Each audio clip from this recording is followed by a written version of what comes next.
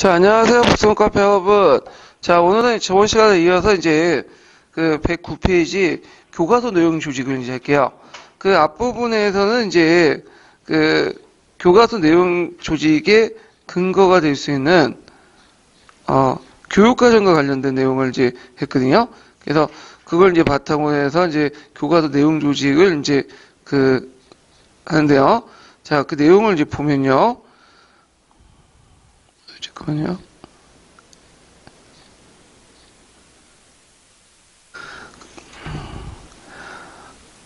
잠깐만. 이게 거꾸로 했네. 자, 그 109페이지 보면 그 교과서 단원을 편제하고 그 서술 순서를 정할 때 내용의 구조화와 계열화를 확보하는 게 중요하다. 그렇지 못할 경우에는 단원의 역사적 사실을 나열하는 식으로 서술함으로써 내용과 연결이 어떤 부족한 부분이 파편적 형태로 등장할 수 있다. 이 내용이 있고요. 그 다음에 이제 그 교과서 내용, 구조화, 계열화가 이제 어떻게 할 경우에는 이제 이런 것들 확보하기 위해서는 먼저 관점과 시각을 정리하고, 그 다음에 그 구체적인 어떤 역사적 사실을 연계시켜, 역사 지식을 분류 조직하는 게 필요하다. 그리고 내용의 유기성을 높이기 위해서는 각 단원의 다른 내용을 이 범위를 분명히 정한 후에 선행 단원과 그 후속 단원의 내용을 원활히 연결해야 된다. 그래서 이제 교과서 내용 조직에 그 못할 경우의 문제점과 그리고 교과서 내용 조직을 이제 할 때 어떻게 해야 되는 것인가 이렇게 이제 이런 내용들로 첫 번째 단락이 구성이 됐고요. 그다음 두 번째 단락은 이제 뭐냐면 내용 구성의 유의점이에요.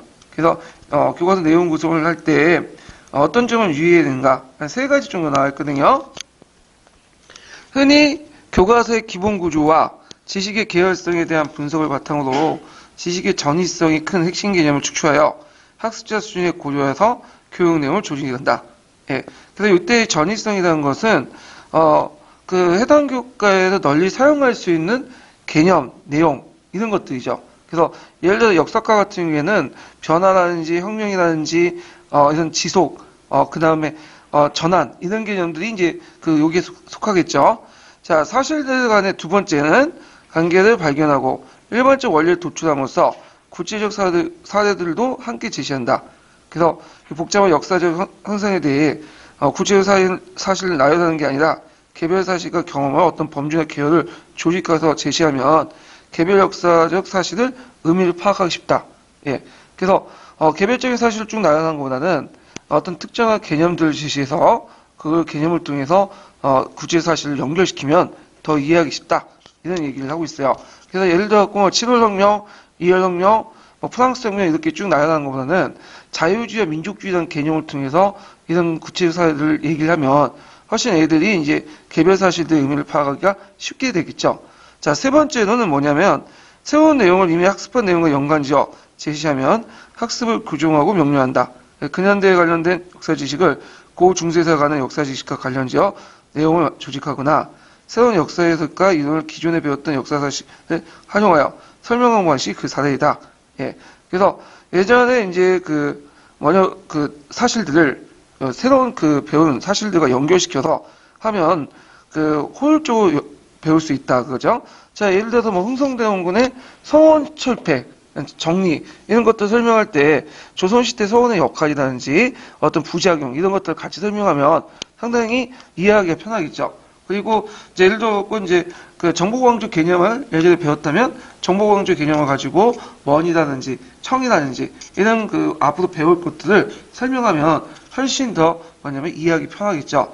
그래서 이 내용 구성, 교과서 내용 구성을 이제 정리할 때 유의할 점은 첫 번째로는 지식의 어떤 전이성이 큰 핵심 개념을 추출해서 교육 내용을 조직하고 그 다음에 일반적 원리를 통해 구체 사례들을 함께 제시하고 그 다음에 예전에 배운 내용들과 기존에 알았던 이론들과 접목시켜서 제시하면 그 교과서 내용 구성을 잘 할 수 있다. 예. 그래서 이런 것들을 지금 세 가지 기억을 해주시고요. 그 다음에 여기에서 이제 마지막 단락은 뭐냐면 교과서 내용을 구성하는 방법이에요. 요거에 상당히 중요하죠. 예전에 기출에 나왔던 거예요. 10년도 기출인데. 그래서 설명형, 탐구형, 이야기형 이야기형은 이제 내러티브형이라고 이제 볼 수가 있겠죠.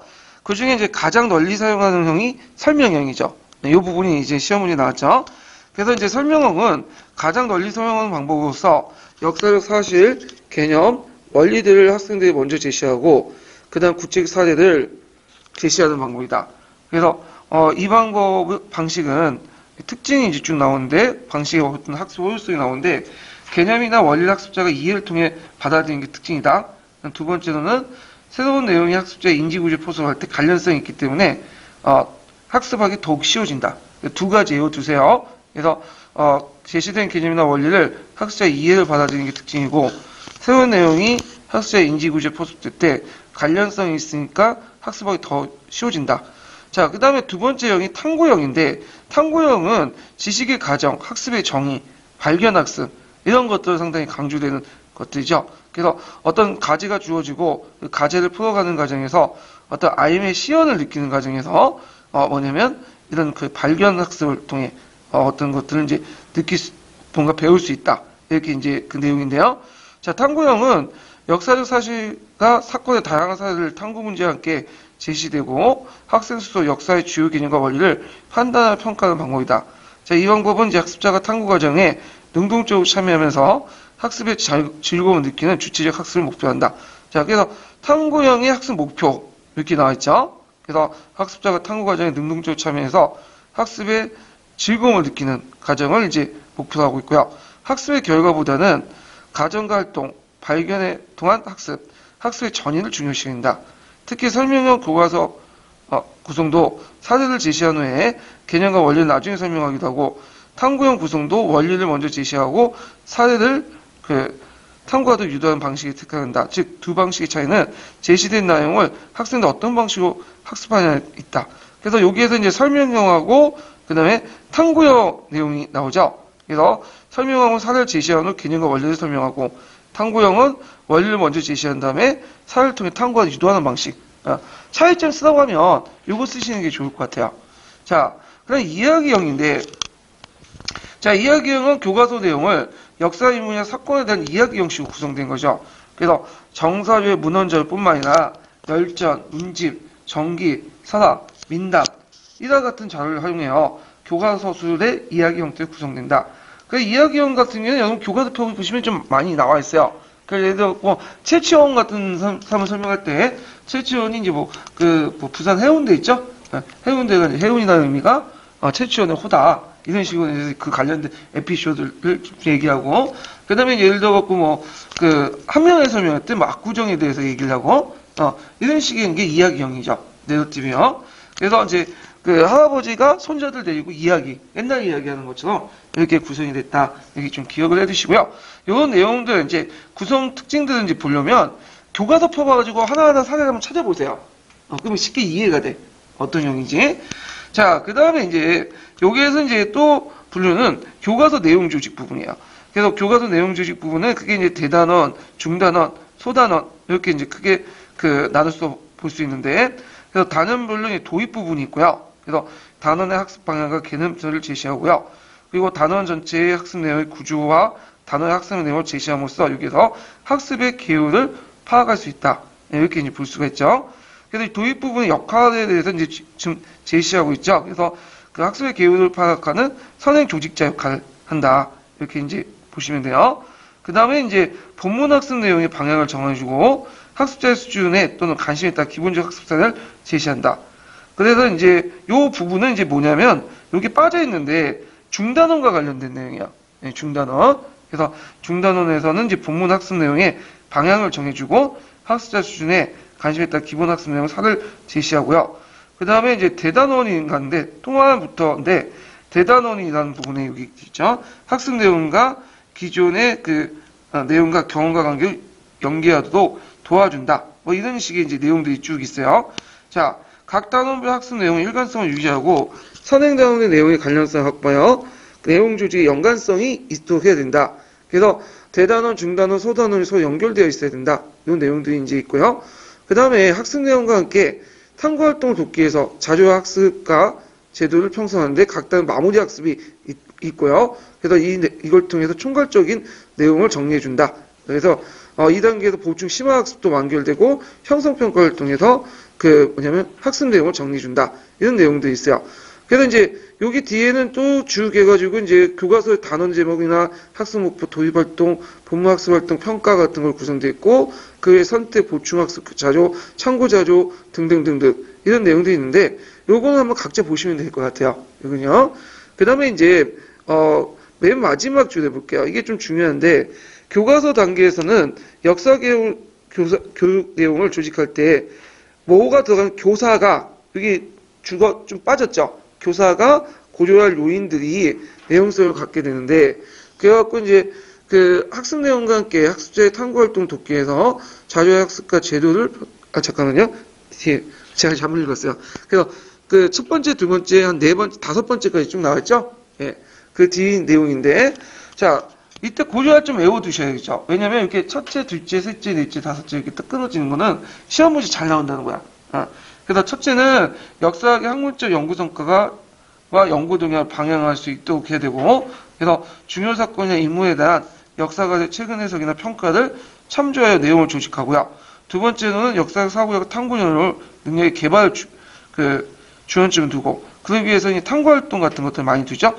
예. 세 번째는 학생의 발달 정도에 따라서 내용을 조직해야 되고, 네 번째로는 사회과 및 타학문과의 관련성을 고려해서 내용을 보완한다. 그래서 경제사 연구 성과나 역사인류학적 관점을 참고해서 지리적 특성을 역사서에서 첨부하는 내용을 보강한다. 이렇게 이제 구체 예를 들었어요.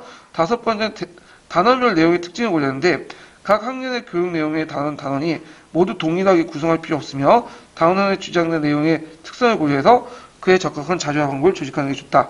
그래서 이제 정리해보면 첫째는 역사학의 학문적 연구 성과, 연구 동향을 방영하고요. 두 번째, 역사적 사고력과 탐구 능력의 개발에 주안점을 두고 세 번째, 학생의 발달 정도를 고려해서 내용 요소를 수준에 맞게 해석과 설명을 조직하고 넷째는 사회과와 타학문과의 관련성을 고려한 내용을 보완하고 다섯 번째는 단원별 내용의 특징을 고려한다. 이런 것들 5개 외워두시는 게 좋을 것 같아요. 자, 그러면 관련된 내용을 이제 형성평가에서 찾아갖고 이제 보죠. 자, 96페이지에 97번 문제를 볼게요.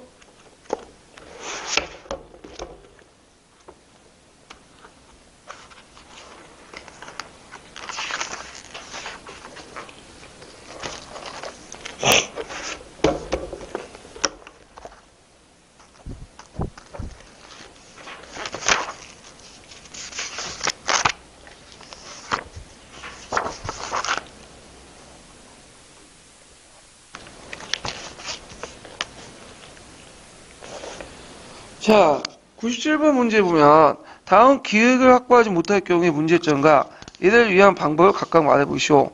그리고 니은을 효율적으로 위한 방법을 말해보시오. 자, 교과서에 단원을 편제하고 서술 순서를 정할 때 내용의 구조와 계열을 확보하는 것이 중요하다. 만약에 못할 경우에는 단원의 역사적 사실을 나열하시고 서술하기 때문에 내용과의 연결성이 부족하다. 이렇게 쓰시면 되고요. 그 다음에 이제 여기에서 이제 이를 확보하기 위해서 한 방법은 뭐냐? 자, 서술 대상의 역사의 주체나 사건 혹은 시대를 바라보는 관점과 시각을 정립하고 그에 부합되는 구체 역사적 사실을 연계짓는 방법이 역사 지식을 분류 조직하는 데 필요하다. 자, 그 다음에 여기 내용의 유기성을 높이는 방법. 자, 효율적인 방법은 각 단원에서 다룰 내용의 범위를 분명히 정한 후에 선행 단원이나 후속 단원의 내용을 원활히 한다. 이렇게 쓰시면 되고요. 자, 98번 문제를 보면 가와 다의 교과서 내용 구성의 명칭을 각각 써보시오. 그리고 가의 특징을 말해보고 나의 교육적 효과를 쓰시오. 자, 가는 이제 널리 사용하는 방식이니까 뭐와 관련된 거죠? 설명형. 그 다음에 나는 탐구 문제와 같이 제시하니까 탐구형. 다는 이제 뭐냐면 이야기형. 이렇게 이제 세 가지가 있죠. 설명형, 그 다음에 가의 특징은 제시된 개념이나 원리를 학습자의 이해를 통해 받아들임으로써 새로운 내용을 인지구조로 포섭될 수 있고 관련성이 있으면 학습이 더욱 쉬워진다. 나는 명칭, 탐구형. 그래서 교육적 효과 같은 경우에는 학습의 결과보다 가정과 활동, 발견을 통한 학습, 학습의 전을 통해서 학습자를 통해서 탐구 과정에 능동적으로 참여하면서 학습의 즐거움을 느낄 수 있다. 다의 명칭은 이하기형이죠. 자, 이런 것들 쓰시면 될 것 같고요. 그 다음에 이제 99번은 그 기읍과 니은에 이제 제시된 내용을 각각 써보고 미음을 고조할 때 네 가지를 쓰시오. 그래서 교과서 단원 제목, 그다음 학습 목표, 도입 활동, 본문 학습 내용, 평가 이렇게 구성됐고 그 외에 이제 보충 자료, 참고 자료, 용어 정리 이런 것들이 추가되는데 자 기읍과 니은, 디귿, 리을 이 부분은 이제 각각 이제 그 내용이 있으니까 이제 그 답안 보고 쓰시면 되고 자 그때 이제 교과서 단계에서 이제 교사가 내용 주식할 때 그 뭘 고조해야 할 것인가 그게 이제 다섯 가지가 좀 나와있죠. 네 가지로 이렇게 고쳐주세요. 수정해주세요. 네 가지라고 되어 있는데, 네 가지.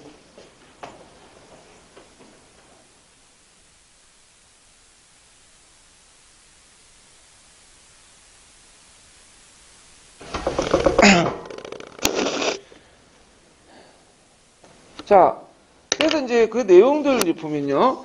역사학의 학문적 연구 성과와 연구 동향을 방향해야 되고, 역사적 사고력과 탐구 능력이 개발에 주안점을 둬야 되고, 학생들의 발달 정도를 고려해서 내용 요소를 수준에 맞게 해석하거나 설명하는 내용을 조직해야 되고, 사회과 타학문과 관련성 내용을 보완하고, 교과 내용의 특징을 고려해야 된다.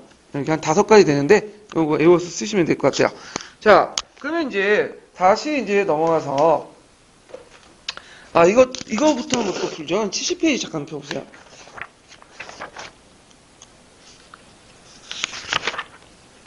자, 70페이지 그 문제를 보면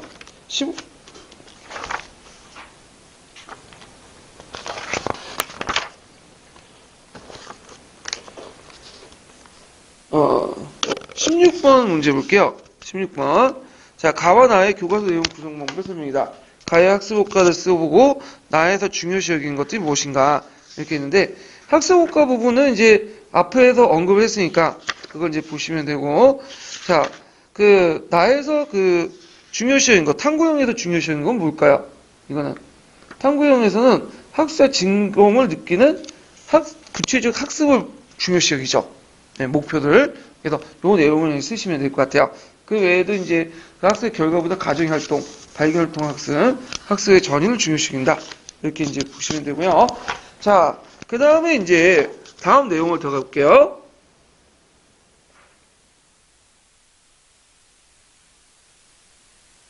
수업 내용 조직을 보죠. 자, 수업 내용 조직은 이제 교과서 내용 조직과 이제 교육과정 내용 조직을 바탕으로 해서 재조직하는 게 수업 내용 조직인데요. 수업 내용 조직과 관련돼서 예전에 기출문이 나왔죠. 그래서 수업 내용 조직의 3가지 유형이 쭉 나와요. 그래갖고 이제 그 3가지 유형을 보면 그 계열화에 대한 단원 내 구성 요소 학습 활동을 달리해갖고 구성하는 방법과 그 다음에 이제 하나의 주제를 놓고 인식 범위와 이해 수준을 달리하는 방법. 그 다음에 수업 내용을 4대 중식으로 조직하는 방법 3가지 유형이 있는데 그 중에 기초에 나왔던 것이 10년도에 하나의 주제를 놓고 인식 범위와 이해를 달리하는 방법 요거 예전에 이제 시험 문제 나왔던 거죠. 자, 그러면 이제 내용을 이제 보면요. 자, 수업의 계열화 첫 번째가 이제 수업의 계열화를 단원 내 구성 요소나 학습 활동을 달리하여 구성하는 방법인데 요거는 이제 어떤 식으로 하냐면 단계별로예요. 그래서 똑같은 그 주제라도 이걸 이제 학년별보다 학년 그 별로 그 아이들 수준에 따라서 이렇게 내용을 조직하는 방법이 단계로 올려가서 그래서 예를 들어 이제 처음에는 그 반국제 지식, 그다음 학습 활동, 역사 인식, 탐구 활동 이런 식으로 이제 단계 순서로 올라가게 되죠.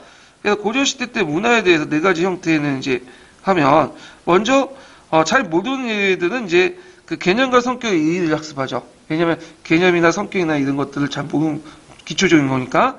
그리고 이걸 바탕으로 이제 뭐냐면 학습 활동을 하죠. 그래서 그 고려시대 문화재 분포지도를 만들고요. 그 다음에 역사 인식을 그 다음에 하고 그 다음에 이제 그걸 통해서 탐구 활동하죠. 그래서 처음부터 탐구 활동하면 잘 못하니까 이렇게 이제 학년별로 또 얘들 수준별로 4단계로 이렇게 거쳐가지고 하면 상당히 이제 효율적으로 이제 조직을 할 수가 있겠죠.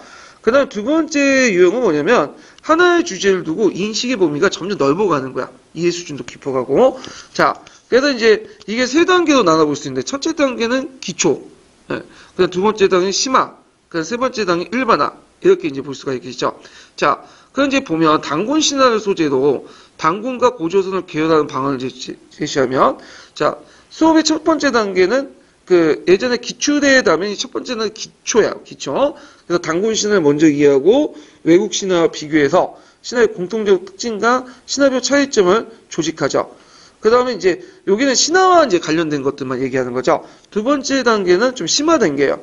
그래서 이 신화뿐만 아니라 신화를 매개로 해서 그 당시 선사시대, 역사시대 연결고리를 파악하고 건국시대나와 국가의 성립 관련성을 이해하죠. 그러니까 신화 속에서 어떤 사회적 배경이나 역사적 배경을 찾아내는 거야. 그 다음에 최종 단계는 일반화라고 이제 표현할 수 있는데 이것은 이제 신화의 모든 신화에 어떤 공통이 적용될 수 있는 걸 찾아내는 거죠. 그래서 신화에 담긴 고대인의 자연과 우주관을 이해하고 신화와 상징을 파악하고 더 나아가 신화의 현재적 의미를 파악한다. 그래서 똑같은 단군 신화를 다루더라도 첫 단계에서는 신화 그 자체를 파악하는 거고 두 번째는 신화에 내포된 어떤 역사적 의미나 배경 이런 것들을 파악하고 세 번째는 신화가 단군 신화뿐만 아니라 단군 신화를 포함한 모든 신화에서 보이는 어떤 일반적인 경향들을 파악하는 거죠. 그래서 이렇게 이제 기초, 심화, 일반화 이런 식으로 내용의 조직을 좀 더 이해 수준을 좀 달리하는 방법으로 이렇게 표현하는 방법, 내용을 조직하는 방법이다. 이렇게 좀 보시면 되겠죠. 그래서 이러한 수업 내용 조직은 신화에 대한 인식 수준을 점점 확대하는 방식으로 계열화 시도하는 할 수 있다. 그래서 요게 이제 두 번째 유형이 예전에 기출문에 나왔어요. 자, 그 다음에 세 번째 유형을 보자. 세 번째 유형은 사례를 중심으로 한 거야. 그래서 먼저 사례를 제시하고 그 속에서 이제 뭐냐면 가르칠 내용을 끌어내는 거죠. 사례의 역할은 뭐냐면 그 학습자의 관심과 흥미를 불러일으킨 거야. 예. 그러다 보니까 사례 같은 경우에는 이제 학습자에게 친숙 같은 걸 제시해드리죠. 제가 예를 들어갖고 이제 미국 애들은 왜 커피를 좋아할까? 근데 이에 반해서 영국 애들은 왜 초를 좋아할까? 뭐 이렇게. 그 다음에 우리가 먹고 있는 피자라는 것은 어떻게 봐서 발전됐는가? 뭐 이런 식으로 애들한테 관심 있는 것들을 이제 끄집어내가지고 이걸 통해서 조사 원하는 학습 내용을 가르치고 내용 조직하는 방법을 이 세 번째 유형이죠. 자, 세 번째 유형은 수업 내용을 사례 중심으로 조직하는 방법이다. 그래서 사례 중심 방법은 사례가 먼저 제시되고 일반적 학습 내용이 이어지는 기납적 방법의 내용 조직이 기본하고 있다. 그래서 학습 내용에 앞서 사례를 제시하는 방법은 그렇지 않은 것보다는 학습자의 관심과 흥미를 더 유발시킬 수 있고 그 다음에 기존 자식과 서로 경험을 연계시킬 수 있다.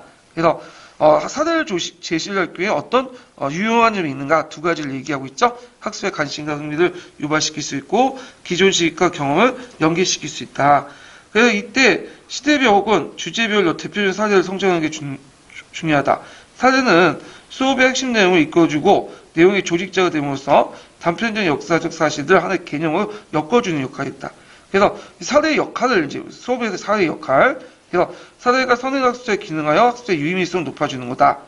자, 그 다음에 이제 또 사례를 중심으로 관련 지식들을 개념 유기적으로 연결되면서 학습의 효율성과 지식의 실효성을 높일 수 있다. 예. 그래갖고 이제 사례 중심의 어떤 특징들을 쭉 얘기하고 있어요. 학습자의 관심과 흥미를 유발시킬 수 있고, 기존의 지식과 경험을 서로 연결시켜주고, 그 다음에 사례가, 그 다음에 내용 조직도 해가지고, 단편적 역사를 하나 연결시켜주고, 그 다음에 또 학습 효율성과 지식의 실용성도 높일 수 있다. 그래서 그런 효용성과 역할에 대해서 쭉 얘기를 하고 있거든요. 자, 그 다음에 뒤에 넘어가서 사례 중심의 그 수업 조직의 한 예를 제시하고 있죠. 그래서 핵심사를 제시하고, 그 다음에 사례와 학습 내용의 연결을 하는 지문을 제시하고, 학습 내용을 제시한 다음에 탐구활동, 학습까지 학습 내용 정리, 이런 식으로 이제 과정을 걷게 된다.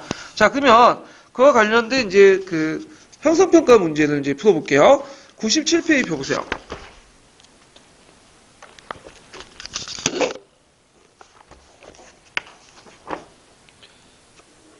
97페이지 100번 문제 볼까요?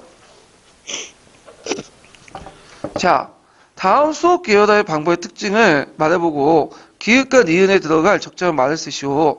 자, 여기는 이제 1단계, 2단계, 3단계 단군 신화와 관련된 내용인데, 자, 단군 신화를 먼저 이야기하고 그 다음에 외국 신화를 비교해서 신화의 공통된 특징과 그 내용의 차이점을 이제 조직할 수 있다. 이렇게 있는데요. 자, 그러면 이제 2단계는 이제 뭘 써야 되겠어요? 2단계는 뭐냐면 신화를 선사시대 연결시켜서 연결고리를 파악해 건국신화와 국가 성립 관련성을 이해하고요.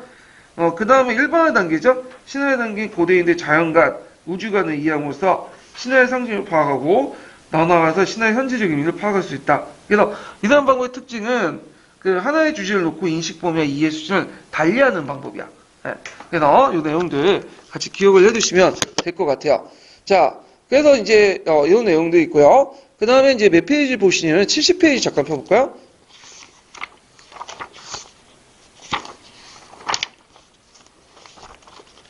자, 70페이지 17번 문제 볼게요. 17번 문제. 자, 가와 나의 구성 방식 기준을 써보고 나의 구성 방식의 사례의 역할을 두 가지 이제 제시해 보시오. 이렇게 이제 있는데, 자, 가는 이제 뭐와 관련된 내용이냐면, 가와 관련된 내용은 이것은 이제 단원 내 구성 요소와 학습 활동을 달리하여 구성하는 방법이죠. 첫 번째 유형이고, 그 다음에 이제 나는 사례 중심의 방법이죠.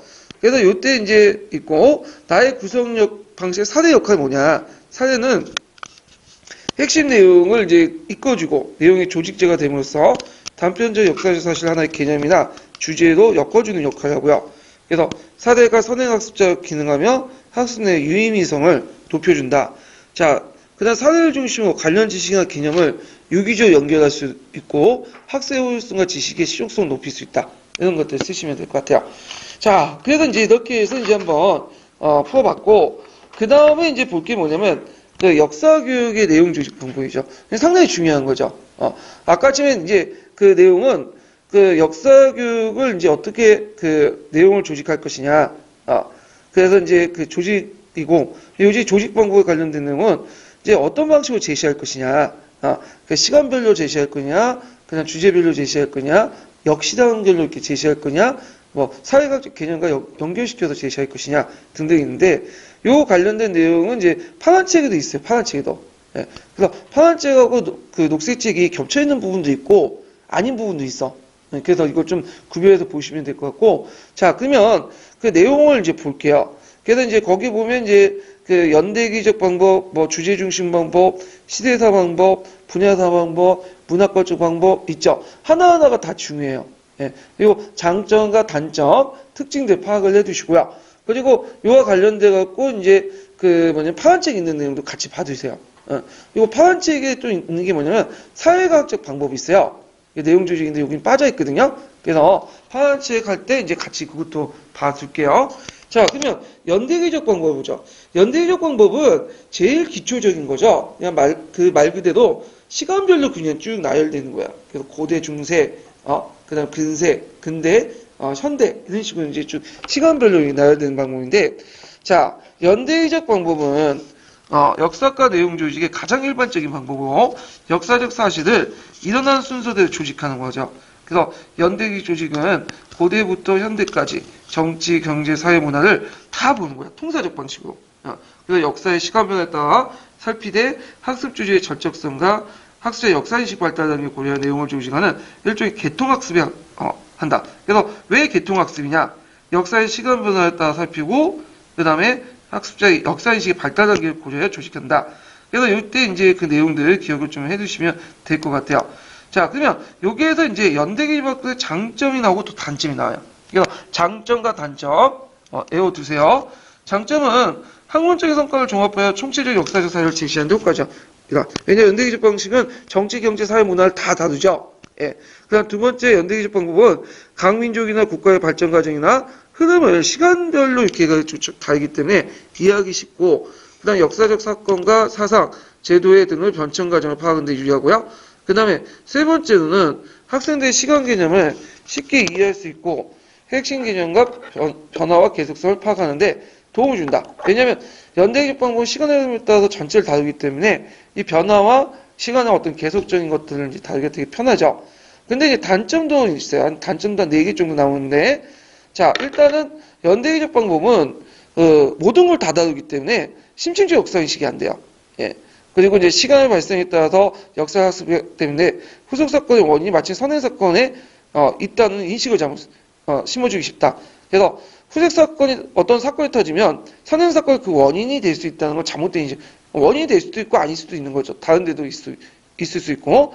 두 번째로는 역사의 전개가 마침 정해진 순서에 따라 전개될 수밖에 없는 것처럼 필연적 역사인식을 배울 수 있고, 세 번째 연대기 독서는 여러 학년을 배치할 경우에 그 내용과 깊이를 달리하여 내용의 중복을 피할 수도 없고 결과적으로 학습자 관심과 흥미를 유발하기 없다. 예, 제가 느낀 게 뭐냐면 전 시간에도 얘기한 것 같은데 그 초등학교 요번에 금요일 날 제가 서점에 가서 초등학교 5학년, 6학년 책을 봤어요. 근데 거기 다루고 있는 내용들이 중학교에서 다루고 고등학교 다루더라고. 다 똑같은 내용이야. 그러니까 내용은 똑같은데 거기에 표현이 좀 달리하고 내용만 약간 더 첨가하고 그거야. 그러니까 똑같은 내용을 계속 반복해서 하는 거죠. 그러다 보니까 이제 학습자의 관심과 흥미를 유발하기 어렵다.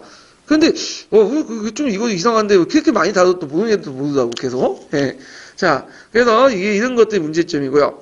그다음 네 번째는 고대부터 현대까지 역사 학년별 시기로 나눠 배치할 경우에 각 시대에 관련된 심도 있는 학습이 가능하지만 학년별로 다른 역사 서로 연결 전후 시대를 이해하기 어렵다.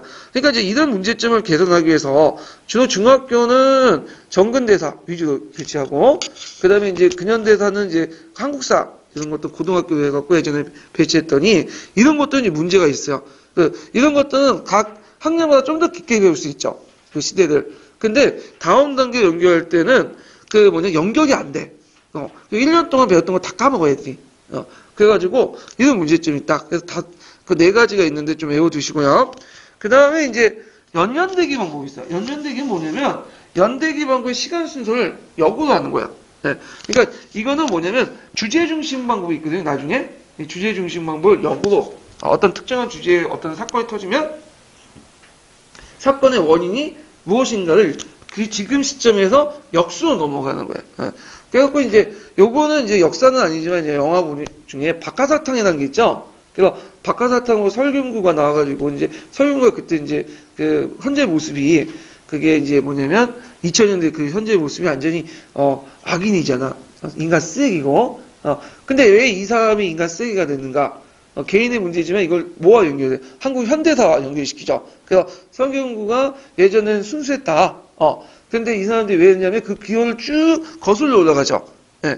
그래서 이제 그걸 기차가 역순해가지고 이렇게 하는 식으로 이제 표현하잖아요. 그래서 설경구의 그 시점 2000년대 문제에서 10년 전의 모습, 또 10년 전의 모습, 또 10년 전의 모습. 예. 그러다 보니 그 원인을 쭉 찾다 보니까 한국 근현대사의 아픔, 현대사 아픔이 부닥치죠. 어디죠? 강주 민주화 운동이죠. 거기에 이제 설경구가 이제 자기가 원하진 않았지만 총을 들고 이제 시민들을 죽임으로써 그 트라우마가 지금 2000년대 그 설국의 모습으로 남았다. 자, 이런 방법을 이제 하는 건데, 이거는 주제 중심 방법을 역순으로 하는 거야. 시간의 역순. 예. 그래서 이 연결이 맞는데, 현재를 기점으로 과거를 거슬러 올라오면서 역사를 역순으로 조직하는 방법이죠. 장점과 단점이 있어요. 연결되기 방법은 과거를 현재와 연관스럽게 인식을 해주고요. 그래서 현대사를 강조할 때 이걸 주로 많이 사용하고 있고, 그러나 시간의 경과에 따라 역사의 변화를 파악하기 힘들고, 지나치게 현재 중심의 역사가. 과거가 뭐 중요한 게 아니라 현재가 문제되는 걸 가지고 과거에서 찾으려다 보니까 현재 중심적인 어떤 역사가 빠질 수밖에 없다. 요거 외워두세요. 그래서 연년대기 방법도 예전 기출에 나왔어요. 시험 문제에. 자, 그러면 이제 관련된 문제를 이제 풀어볼게요. 70페이지 펴보세요. 70페이지. 자, 70페이지에 보면 18번 문제 볼게요.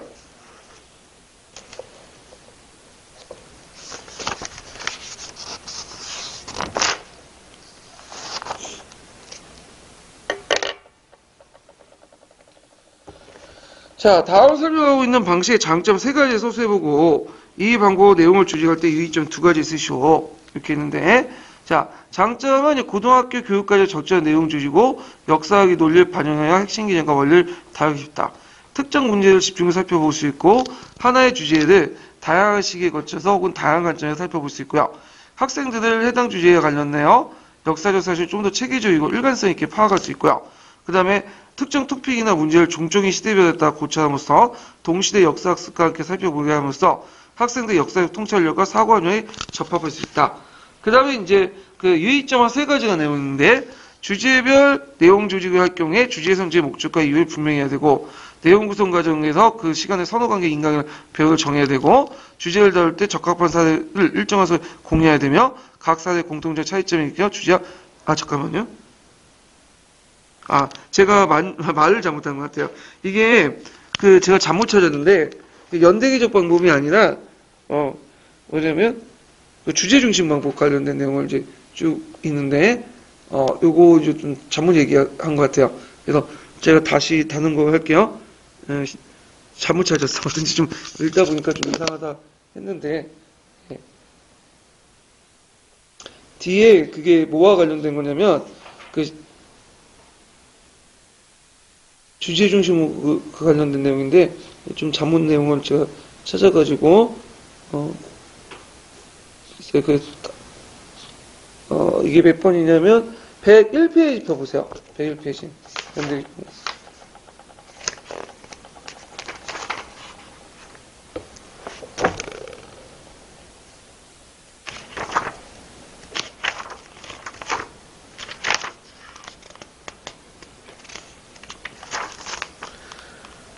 101페이지에 보면, 101페이지가 아닌데? 잠깐만요. 97페이지. 97페이지 101번이네. 이게 맞다. 제가 잘못 찾았어요. 자, 다음 그 가의 내용 조직의 방법과 명칭을 써보고, 그다음 이 조직의 학습의 효용성과 문제점을 각각 두 가지 써보시오. 이렇게 있거든요. 자, 여기에서 가의 명칭은 이제 연대기적 방법이죠. 그래서 역사과 내용의 조직에서 제일 일반적인 방법인데, 역사적 사실을 일어난 순서에 따라 조직하는 것이기 때문에 고대부터 현대까지 정치, 경제, 사회, 문화, 주요 사안을 교육 내용을 하는 게 정통적 방식이다. 이렇게 이제 보시면 되고, 여기에서 이제 연대기적 방법의 효용성과 문제점. 그래서 학문적 성과를 종합해서 총체적 역사를 제시하는 데 효과적이고, 각 민족의 국가 발전 과정이나 흐름을 이해하고, 역사적 중요한 사건, 사상 제도 등 변천 과정을 파악하는 데 유리하고, 학생들의 시간 개념을 쉽게 이해할 수 있고요. 그다음 문제점은 심층적 역사인식이 어렵고, 역사의 전개가 마치 정해진 순서에 따라 전개될 수밖에 없는 것처럼 필연적 역사인식도 있고, 그다음 연대기적인 어떤 너를 여러 학년 백지할 경우에 그 내용의 깊이를 달리하면서 내용을 중복 피할 수도 없고, 학생 흥미를 유발시킬 수 없다. 고대에서 현대까지 역사를 학년별로 시기로 나누어 배치할 경우 각 시대의 관련성을 심도 있게 학습이 불가능하다. 등등등. 이런 것들은 이제 쭉 쓰시면 될 것 같아요. 자, 잠깐 가능하지만 학년별로 다른 역사적 사실을 전후관계 이해할 수 없다. 이렇게 이제 쓰시면 될 것 같아요. 자, 그 다음에 이제 볼 게 뭐냐, 주제 중심 방법으로 넘어갈게요. 연대기적 방법 같은 경우에는 뭐 시험 문제 잘 안 나오는데, 주제 중심 방법은 시험 문제 좀 잘 나오는 부분이죠. 그래서 이제 보면 주제 중심 방법은 그 역사의 다양한 분야를, 다양한 주제를 중심으로 역사 내용을 조직한 건데, 연연대기 방법과 구성과 달리 유사한 역사적 사건을 하나로 주제에 묶어서 서술한다. 그래서 개별적인 역사적 사실들을 공통적 특징과 결부시켜 분류하는 방식인데, 여기에는 이제 공통적 토픽이나 주제를 묶기 때문에 대부분 추상적이고 상당한 사고적인 논리적 사고적 갖춰야 이해할 수 있다. 그러니까 고학년에 적용될 수 있는 부분이죠. 그래서 이제 대개 이제 주제 중심 방법은 크게 두 가지 방법이 있어요. 행적 조직 방법하고 그다음 종적 조직 방법이 있거든요. 그래서 종적 조직 방법은 시간의 흐름에 따라서 이제 파악하는 거고, 행적 조직 방법은 어떤 이제 같은 동시대의 어떤 특정한 사항들을 이제 집중적으로 파악하는 거죠. 그래서 종적 조직 방법은 발전 개혁법이라고 하고, 그 다음에 이제 행적 조직은 시대 중심 또는 주제와 토픽 중심 방법이라고 해요. 그래서 이와 관련된 내용은 또 검은책에 관련된 내용이 있거든요. 자, 그 내용을 보면요. 단원명의 적합한 역사 주제로는 사상과 종교, 전쟁과 폭력, 교육과 복지, 법과 질서, 인종 문제 등등을 이제 들 수 있다. 주제에 관련된 내용은 종적 혹은 항적으로 조직할 수 있는데, 종적이 시간별로 이렇게 쭉 나열된 거죠. 동일한 주제를 이제 시대에 따라서 이제 다르게 작용되는 건데, 예를 들어 교통의 발달을 설명할 때 고대부터 현대까지 살피는 방식으로, 이때 이제 바퀴의 발명, 그다음 범선, 증기기관, 자동차 발명, 도로, 운하, 교량의 발전 등등 이렇게 이제 단어명을 정하고 역사의 발전상을 그려보게 된다. 그 다음에 행적 조직은 이제 뭐냐, 이제 동시대의 사항들 보는데, 이때 이제 조선시대 양반들의 생활을 볼 때 그와 관련된 양반들의 간직, 의식주, 교육, 여가, 다방면으로 이렇게 구성이 될 수 있죠. 행적인 내용 구성이다. 이렇게 보시면 돼요. 자, 그 다음에 이제 세 번째 단락은 뭐와 관련된 내용이냐면 유의점과 관련된 내용이 쭉 나와요. 그래서 주제별 내용 조직을 할 경우에는 주제 선정과 목적의 이유가 분명해야 되고, 그리고 내용 구성 과정에서 각 주제 간의 어떤 선후관계, 인과관계를 고려, 배열을 순서를 정해야 되고, 그 주제는 개별 사례 탐구 형식으로 제시할 수 있고, 역사적 사건을 사례로 묶어서 주제할 수 있고요. 그다음 주제를 다룰 때 적합한 사례들 일정한 속성을 공유해야 되며, 각 사례의 공통적 차이점을 식별해주며, 그 다음에 사례들의 그 속성에 따라 서로 다른 범죄 주제를 분류할 수 있다. 예를 들어 차티스트 운동은 노동운동의 주제를 다룰 때는 수도 있고, 그 다음 민주주의 운동을 다룰 수도 있죠. 이렇게. 그 다음에 이제 다음 장 넘겨서 그 117페이지에 보면 두 번째 단락하고 세 번째 단락이 나오죠. 그 두 번째 단락은 장점 관련된 내용이고, 그 다음에 뒤에 그 세 번째 단락은 단점과 관련된 내용이에요. 그 내용을 보면요. 자, 주제 중심 부분은 그 고등학교 교육과정의 적절한 내용 조직으로 역사학의 논리를 반영하여 핵심 개념과 원리를 다루기 쉽고요. 그 다음에 특정 문제에 집중적으로 살펴볼 수 있고, 그리고 하나의 주제에 대해 다양한 시기 혹은 다양한 관점에서 살펴볼 수 있다. 그래서 학생들이 해당 주제와 관련된 역사적 사실을 좀 더 체계적이고 일관성 있게 파악할 수 있죠. 세 번째는 개별 사실에 역사적 의미를 부여하는 게 가능하다. 특히 토픽이나 문제의 종적인 시대 변화 속에서 고찰하거나 동시대의 역사적 형상과 관련되어 살펴보도록 하기 때문에 학생들의 역사적 통찰과 사고 함량이 적합하다. 그래서 예를 들어 이제 정리해서 말하면, 자, 핵심 개념과 원리를 다루기 쉽기 때문에 특정한 주제를 집중적으로 살펴볼 수 있고, 또 다양한 관점에서 바라볼 수 있죠.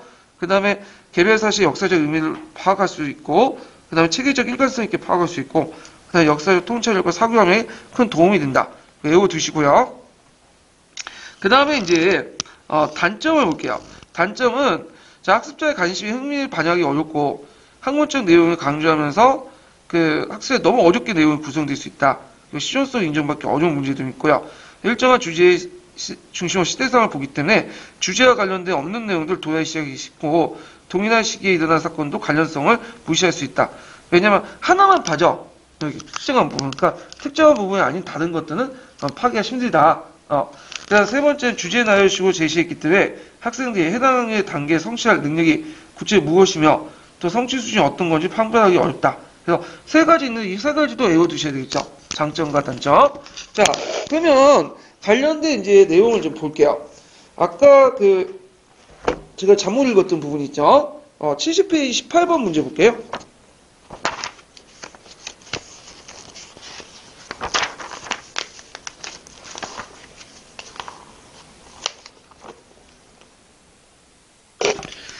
자, 다음 설명하고 있는 방식의 장점을 세 가지 소수해보고 이 방법은 내용을 조직할 때 유의점 두 가지를 말해보시오. 자, 요거는 이제 주제 중심 방법이죠. 그래서 이 방법은 연대기적 내용 구성과 달리 유사한 역사적 사건을 하나 주제로 묶어서 서술하는 것일 때, 자, 이 주제 중심 방법의 장점과 단점을 유의점을 쓰시면 될 것 같아요. 그래서 장점은 고등학교 교육과정의 적절한 내용 조직으로 역사학의 논리를 반영하고 핵심 개념의 원리를 다루기 쉽다. 특정 문제를 집중해서 살펴볼 수 있고, 하나의 주제를 다양한 시기에 거쳐서 다양한 관점을 살펴볼 수 있고요. 학생들이 해당 주제와 관련된 역사의 사실을 좀 더 체계적 일관성 있게 파악할 수 있고, 특정 토픽이나 문제의 종점의 시대 변화 속에서 역사의 통찰력과 사고력 함량에 도움이 된다. 유의점은 이제 주제별 내용 조직을 할 경우에 이제 목적의 이유가 분명해야 되고, 내용 구성 과정에서 선후관계, 인과관계 배열 순서 전해야 되고 등등등 이런 것들을 이제 쭉 쓰시면 될 것 같아요. 자, 그 다음에 볼 게 뭐냐면, 아이고 잠깐만요. 이게 왜 그러지? 이거? 아유.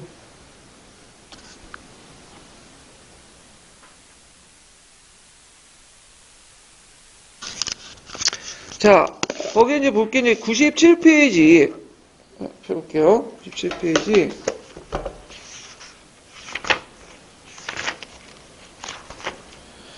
101번 문제 풀었고, 102번 문제 볼까요? 102번 문제.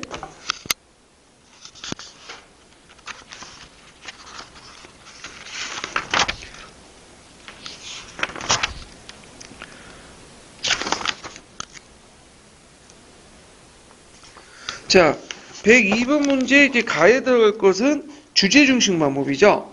그래서 그 기억의 연대기적 방법의 차이점을 쓰시오. 그래서 이제 그 차이점은 뭐라고 쓰셔야 되냐면, 그 유사한 역사적 사건과 하나의 주제를 묶어서 서술한다. 이렇게 쓰시면 되고, 그다음 고려할 점. 그래서 아까 했지만 네 가지 제시했죠? 유의점 이런 것들을 이제 쓰시면 돼요. 자, 그 다음에 이제 97페이지 102번 문제 볼까요? 102번 문제 봤죠? 103번 문제. 자, 98페이지 103번 문제 보면 다음 가와 나의 조직법의 특징을 각각 한 줄에 내어 서술해 보시오. 그리고 가와 나의 조직법에 공통적으로 보이는 그 장점과 문제점을 각각 세 가지로 제시해 보시오. 자, 가는 이제 그 밖의 발명, 범선, 증기기간. 이거는 뭐와 관련된 거예요? 예, 이렇게 이제 조직하는 방법은 이제 뭐냐면 그 종적 관점에서 조직하는 거죠. 예, 그래서 그다음 나의 방법은 행적 조직 방법이죠. 예, 이렇게 해서 이제 있고요. 그다음에 이제 여기에서 이제 공통적으로 보이는 장점. 그래서 고등학교 교육과정의 절제한 내용 조직의 역사의 논리를 반영하여 핵심 개념과 원리를 다루기 쉽다 해갖고 한 세 가지 이렇게 쓰시면 되고, 문제점 이것도 외워두셔야죠. 그래서 그 학습자의 관심과 흥미를 반영하기 어렵고 학문적 내용을 강조하여 학습자에게 너무 어려운 내용을 구성될 수 있다. 일정한 주제를 중심으로 시대상을 보기 때문에 주제와 관련이 없는 내용에 다른 내용을 사실 도외시하기 쉽고 동일한 시기의 여러 사건의 관련성을 무시하기 할 수 있고, 주제의 내용 제시는 학생들이 해당 학년이나 단계에 성취할 능력이 구체적으로 무엇이며 또 성취 수준이 어느 정도를 판별하기 어렵다. 이렇게 쓰시면 될 것 같아요. 자, 그래서 이제 이렇게 해서 뭐 주제 중심 방법을 밟고 시대사를 보죠. 시대사. 자, 이 시대사적 방법은 이제 뭐라고 하냐면 분절법이라고 하죠. 분절법. 예. 그래서 보통 이제 파란 책에서는 분절법이라고 해요. 그래서 이 분절법은 특징이 뭐냐면 모든 시대를 한번 다 보는 거야. 그래서 17세기 뭐 영국사 할 때 27세기 영국사와 관련돼 갖고 이제 사회사나 생활사를 중심해서 그와 연결된 정치, 경제, 문화사를 한 바퀴 쭉 보는 거야. 그렇기 때문에 이거는 종족 조직 방법이 아니라 어떤 거에 속할까요? 행적 조직 방법에 속하죠. 예. 그래서 종족 방법이 아니라 행적 조직 방법에 속한 게 시대사 방법이다. 분절법이다. 이렇게 좀 기억을 해두시면 될 것 같아요.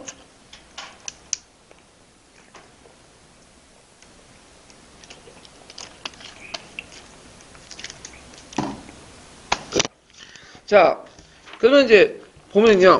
시대사 방법, 분절법. 시대사오는 시기사 방법은 역사상 어느 한 시대나 시기를 택하여 당시 사람들의 생활상, 즉 정치, 사회 풍습, 가족제도, 생산과 소비, 교육, 종교, 여가, 학습 및 예술 활동을 종합적으로 살펴보는 방법인데, 이 방법은 특정 시대의 생활 정보에 대해 상세하게 이해할 수 있고, 그 다음에 민주운동 있고, 그 다음에 잠깐만요. 네. 있는 행적 관점이다. 그래서 이게 키워드가 행적 관점이죠. 동시대를 한번 같이 살펴보는 거예요.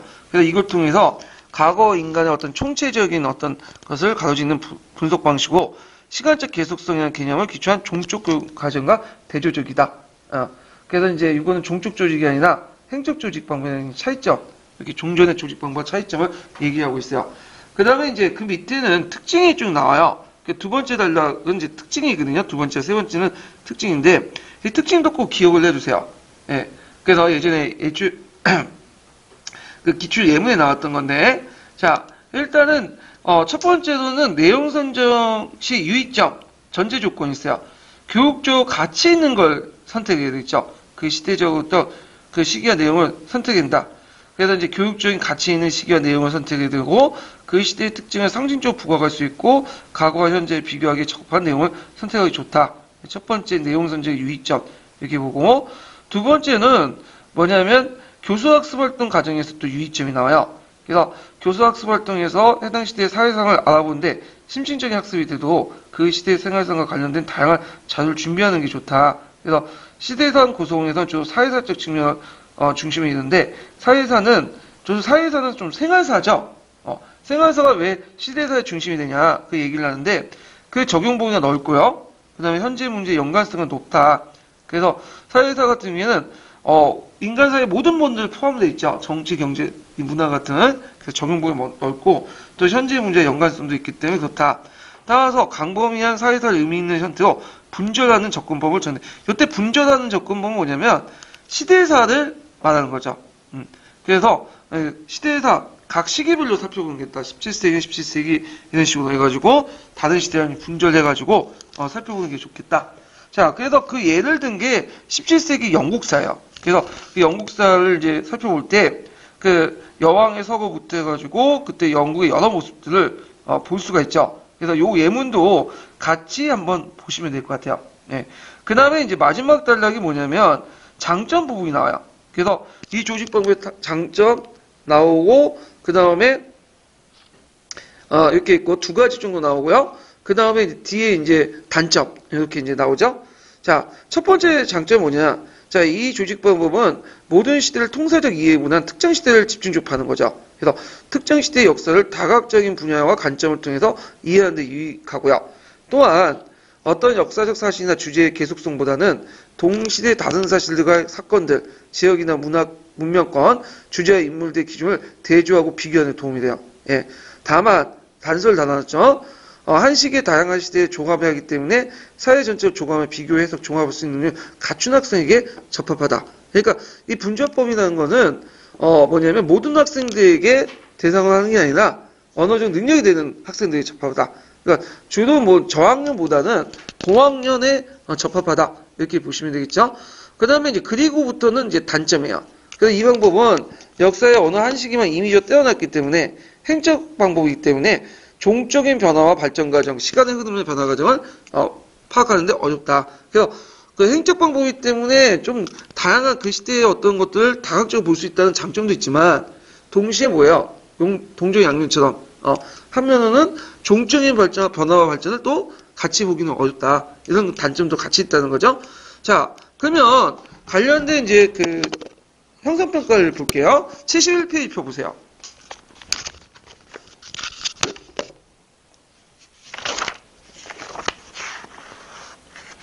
71페이지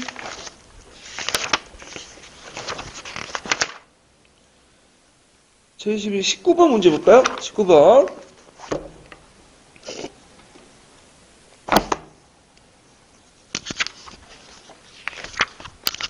자, 다음 조직 방식의 유의점을 두 가지 서술해보고 그 조직 방식의 장단점을 각각 한 가지 쓰시오. 이렇게 있거든요. 자, 유의점은 시대사 방법을 적용해 역사 내용을 조직하기 위해서 교육적 가치 있는 시기와 내용을 선택해야 되고, 특히 그 시대의 특징을 상징적으로 부각할 수 있는 방법을 해서 과거와 현재를 비교하는 적합한 내용을 선택하는 게 좋다. 그 다음 교수학습 활동 측면에서 볼 때 해당 시대의 사회상을 알아보고 신축적 학습이 가능하도록 하는 것이 좋고, 그래서 다양한 그 생활 자료들을 이제 준비하는 게 낫겠죠. 장점은 그 모든 시대의 통사적 이해보다는 특정 시대의 역사를 다각적인 분야에서 관점에서 이해하는 게 유익하고요. 역사적 사실이나 주제의 가속성과 계속성보다는 동시대의 다른 사실들과의 사건들 지역이나 문명권 혹은 주제와 인물 등을 기준으로 대조하여 비교하는 데 도움이 된다. 단점은 한 시기의 다양한 시야를 조각하기 때문에 사회 전체적으로 비교할 수 있는 학생들이 접합하다는데 이건 단점이 아니라 이 부분 이건 앞에 이제 두 번째 요거 할 때 전제 조건 이렇게 보시면 될 것 같아요. 네, 시대에서 할 때 전제 조건이니까 좀 삭제해 주시고, 그리고 역사의 한 시기만 임의적으로 떼어나 행적으로 살펴보는데 문제가 있기 때문에 종적인 발전 과정을 파악할 수 없다. 이게 이제 단점이 되겠죠. 그 다음에 이제 볼 게 뭐냐면 98페이지 펴보세요. 98페이지.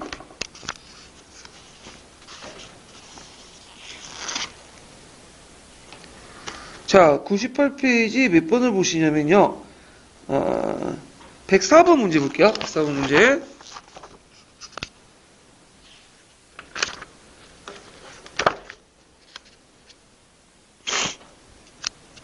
자, 다음 가해 내용 조직 방법의 명칭을 말해보고 기획이 다른 이유를 서술해 보시오. 자, 그 다음에 니은이 제일 좋은 시기를 선택한 방법을 제시해보고 디귿의 이유를 말해보시오. 가해 방법 역사상 어느 한 시대나 시기를 택하여 다른 사람들의 생활 상황을 서술한다. 자, 가해 방법은 어디를 말할까요? 가는. 자, 이거는 시대사 방법이죠.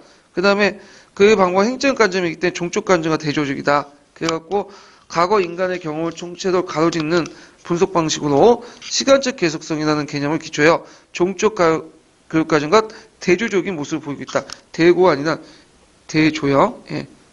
자, 그 다음에 이제 교육적 가치 있는 시기 내용 선택할 때 방법은 그 시대의 특징을 상징적으로 부각할 수 있고 과거와 현재를 비교하여 적합한 내용을 선택해야 된다. 그 다음에 디귿을 보면 자, 거기 이제 사회사 측면을 중심으로 이루어지고 있죠. 왜냐하면 사회사는 인간 사회 전체적 측면을 포괄하고 있으며 그 적용 범위가 넓고 현재 문제와 연결성이 높기 때문이다. 이렇게 쓰시면 될 것 같아요. 자, 그 다음에 이제 105번 문제를 보면요. 자, 다음 내용 조직 방법의 장점과 단점을 각각 쓰시오. 요거는 이제 뭐와 관련된 거야? 시대사 관련된 내용이죠. 17세기 영국사를 할 때 한 바퀴 다 돌아가면서 보잖아요. 예. 그래서 아까 언급했던 장점과 단점, 요거 쓰시면 될 것 같아요. 장점 2가지, 단점 1가지. 자, 그 다음에 이제 분야사 방법 볼게요. 분야사. 자, 분야사는 뭐냐면 특정한 역사 분야를 보는 거예요. 정치사, 경제사, 사회사, 문화사, 그 다음에 전쟁사. 그래서 이제 주제 중심 부분은 좀 넓은 범위의 역사를 다루는 거죠. 예. 그렇지만 그 앞에 있는 연대기적 방법보다는 좀 어떤 특정한 부분의 역사를 다루는 이 부분이 주제사다. 이렇게 보시면 돼요. 그래서 이제 분야사 방법은, 이 부분이 분야사다는 게 이제 특징이죠. 연대기적 방법과 다르게. 자, 분야사 방법은 특정 역사 분야의 발달 과정을 순서대로 탐구할 수 있도록 내용을 조직하는 방법인데, 정치사, 경제, 사회사, 문화사 같이 강범위의 내용을 조직하거나 약간 좀 더 세부적으로 인물사, 전쟁사, 외교사, 여성사, 도시사, 과학사 이렇게 이제 나눈 방법인데, 이런 식으로 이제 분야사적 방법이 있다.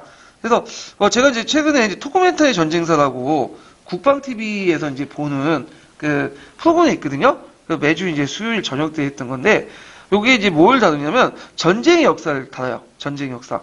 예. 그래서 어떤 펠로폰네스 전쟁사라든지 페르시아 전쟁사라든지 그러니까 전쟁과 관련된 걸 주제를 선택해서 다루는데 되게 재밌더라고요. 내용도 깊고. 근데 이 전쟁사를 다룰 때 전쟁만 다루는 게 아니라 이 전쟁과 연결되어 있는 정치, 경제, 사회, 문화를 같이 다뤄. 그래서 상당히 종합적이고 뭐냐면 다각적인 방법에서 다루고 있거든요. 예.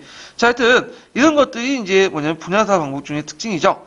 자, 분야사의 내용 조직은 각 분야의 역사의 변천을 파악하고 해당 분야의 인과관계를 파악하는 데 유용하지만 특정 시대의 어떤 시대상을 드러내는데 적절하지 않다.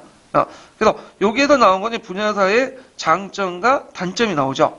장점은 각 분야의 역사 변천을 파악하고 인과관계를 파악하는 데 유의하지만 아까 말했던 전체 시대상을 드러내기는 어렵다. 자, 그래서 이제 왜 시대상을 드러내기 어렵나? 그거는 어떤 특정 부분만 다루기 때문이죠. 문화사, 그 다음에 정치사, 경제사 이런 식으로 하기 때문에 특정 시대의 어떤 전체적인 분야를 특정 시대의 분야 전체의 모습을 다루기가 힘들다. 이렇게 보시면 될 것 같아요. 자, 그 다음에 이제 마지막 달라고 나온 거는 분야사 유의점이에요. 그래서 분야사 유의점 내용을 이제 좀 볼게요. 분야사 접근은 어떤 한 분야를 중심으로 다루되 다른 분야 역사적 사실을 유기적으로 연관하여 종합적으로 이해하는 게 지향한다. 그래서 예를 문화사를 할 때 예술 같은 좁은 범위뿐만 아니라 거기에 이제 문화에 반영되어 있는 정치, 경제, 사회 부분을 같이 연결시켜서 이제 보시면 되겠죠. 자, 그래서 이렇게 이제 뭐냐면 다른 것들과 연계시켜서 봐라. 그래서 제가 아까 이제 토크메타의 전쟁사 얘기했는데 이 토크메타 전쟁사도 전쟁의 역사만 다루는 게 아니에요. 전쟁의 역사와 관련된 정치, 사회, 경제, 문화들이 서로 엮여갖고 같이 다루고 있거든요. 예.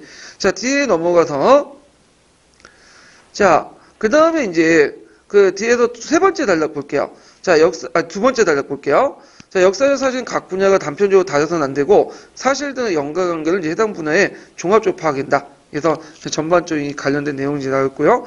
7차 교육 과정에서는 고등학교 한국사는 요때 고등학교 한국사는 이제 2009년 개정 이후죠. 중학교 내용과 중복을 막고 차이를 가시하기 위해서 분야사 혹은 분류사적 접근 방법이죠. 그래서 모든 분야를 분조적 시대사 중심으로 체제로 되어 있어서 전체 역사를 조감할 수 있는데 한계를 드러내고 있다.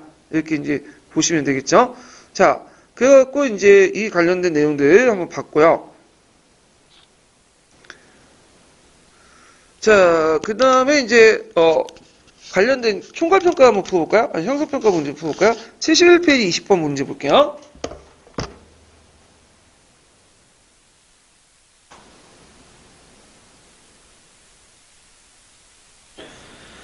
자, 71페이지 20번 문제 보면 다음 가의 명칭을 써보고 잠깐만요. 이게 아닌데.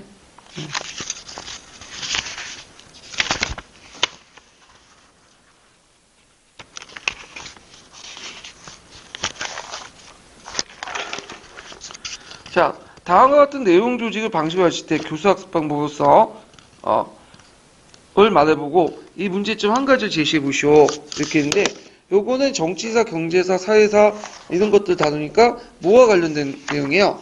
분야사와 관련된 내용이죠. 이 분야사. 자, 분야사에 들을 때 이제 문제점은 아까 얘기한 것처럼 뭘 쓰셔야 되겠어요? 전체적인 시대상을 드러내기가 힘들다. 이렇게 쓰시면 되겠죠? 그럼 장점은 뭐라고 써야 되겠죠? 각 분야의 역사 변천을 파악하고 해당 분야의 발전 과정, 인각을 이해하는데 유용하다. 이렇게 이제 쓰시면 돼요. 자, 그 다음에 이제 몇 번을 보시냐면요. 99페이지.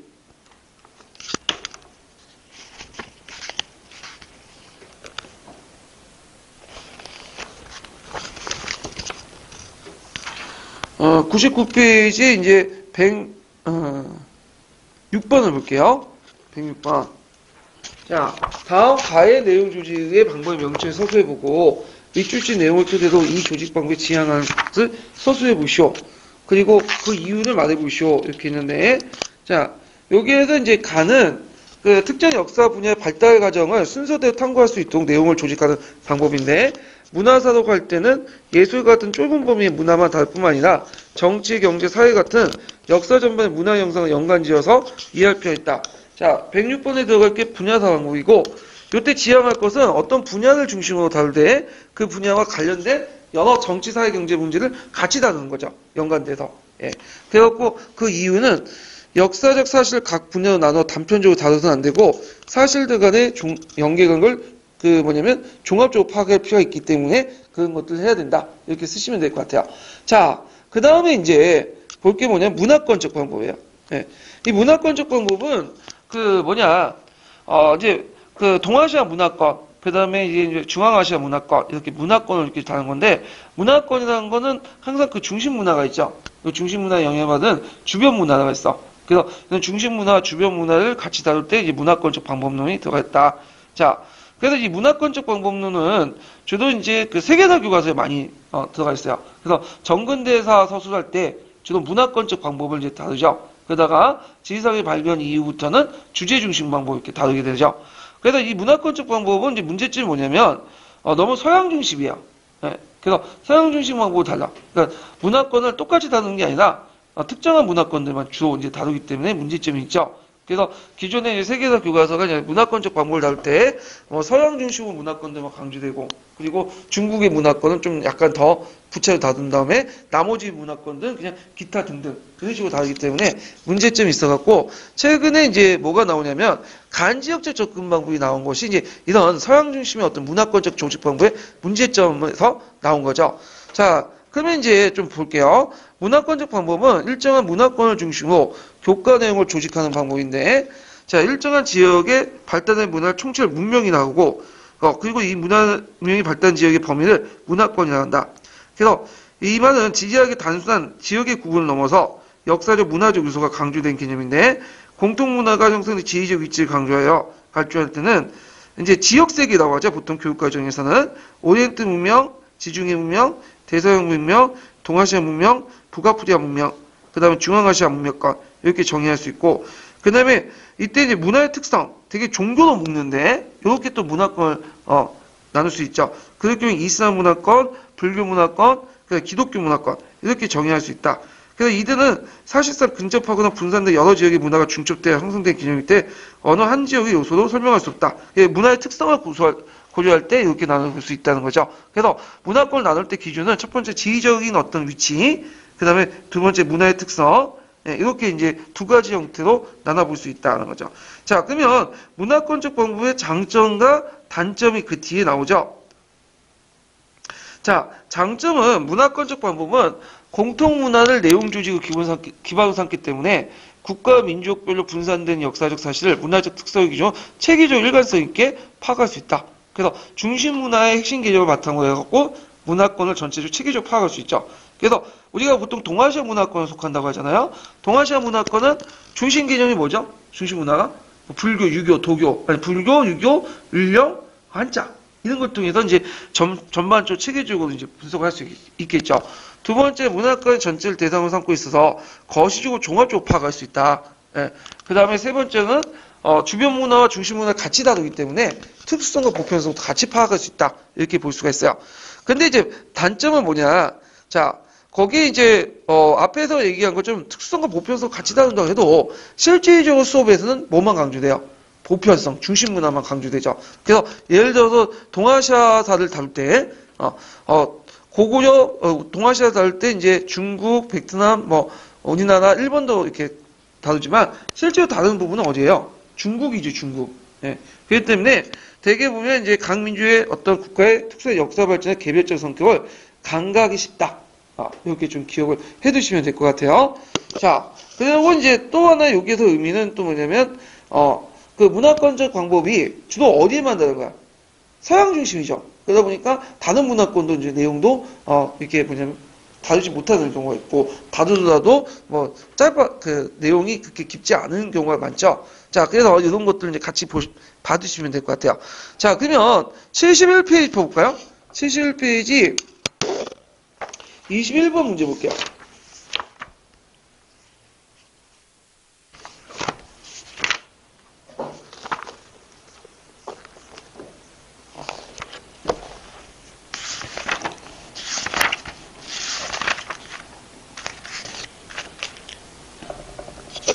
자, 문화권적 방법에 이제 그 장단점이 나오는데, 자, 문화권적 방법 장점, 그다음 단점을 쓰시면 되겠죠? 장점은 국가 민족별 분산되어 있는 역사 사실을 문화권적 특징을 기준으로, 기준이 아니라 기준이네요. 네. 자, 기준으로 더 체계적으로 일관성 있게 다룰 수 있고요. 그다음 역사를 거시적으로 종합적으로 파악할 수 있고, 문명 또한 문화권이 지니고 있는 특수성과 보편성을 파악하여 학생들의 역사적 사고를 신장할 수 있다. 단점, 문화권 내의 각 민족이나 국가의 특수한 역사적 발전이나 개별적 성격을 간과하기 쉽다.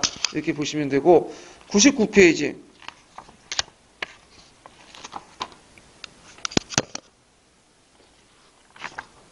107번 문제 볼게요.